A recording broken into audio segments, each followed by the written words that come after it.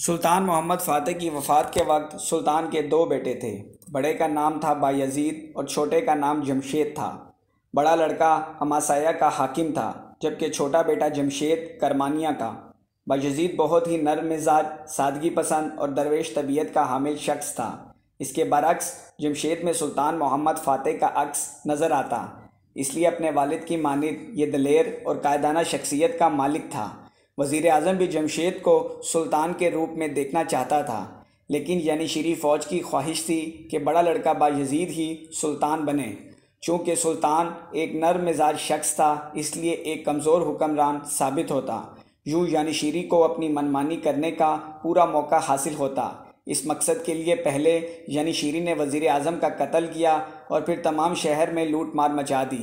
اس عرصے میں بایزید بھی قسطنطنیہ پہنچ گئے اور حکومت سنبھال لی، لیکن حکومت سنبھالنے کے لیے ینیشیری فوج کو بے تحاشا دولت اور تحائف سے نوازنا پڑا، اور پھر سلطنت عثمانیہ میں یہ رسم ٹھہری کہ جب بھی کوئی نیا سلطان بنتا تو وہ ینیشیری کو دولت اور تحائف سے نوازتا۔ بایزید ثانی سلطان کے عہدے پر فائز ہو چکے تھے، تمام قوم نے ان کی اطاعت قبول کر لی تھی، مگر جمشید نے اس کے باوجود علم بغاوت بلند کر دیا۔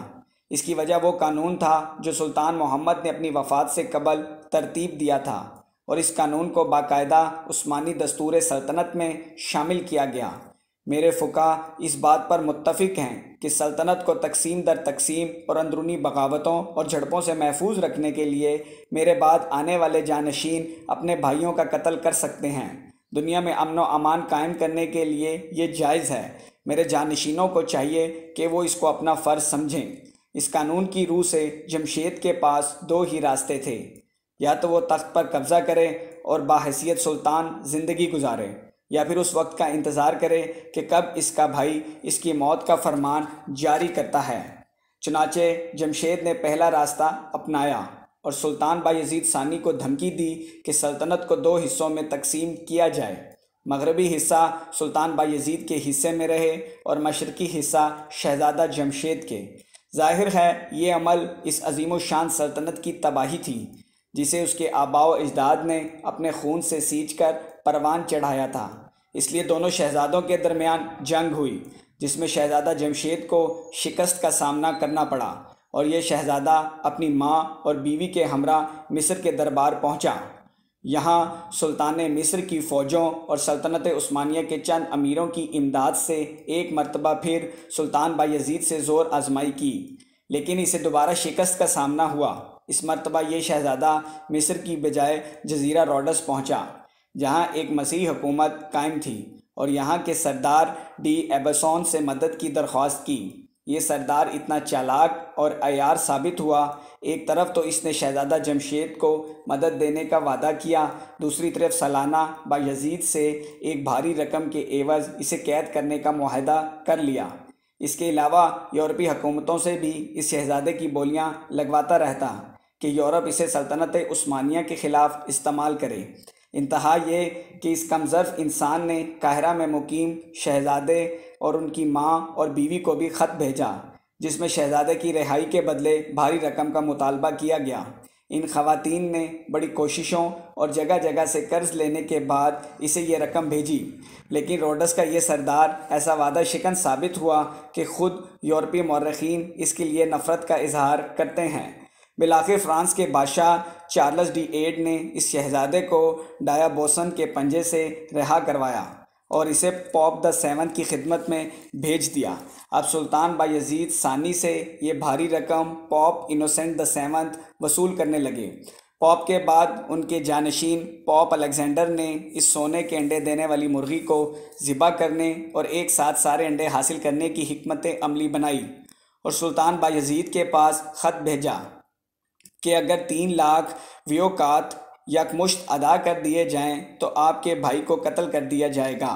یہ خط و کتابت ابھی چل ہی رہی تھی کہ چارلس دا ایٹ نے روما پر حملہ کر دیا۔ وہ شہزادے کو ساتھ لے جانے کا ارادہ رکھتا تھا، مگر پوپ الیگزینڈر نے اس سے قبل ہی شہزادہ جمشید کو زہر دے دیا۔ یوں یہ بد نصیب شہزادہ اپنے اہل و عیال کی ایک جھلک دیکھنے کی خاطر ترستے ترستے اس جہان فانی سے رخصت ہوا۔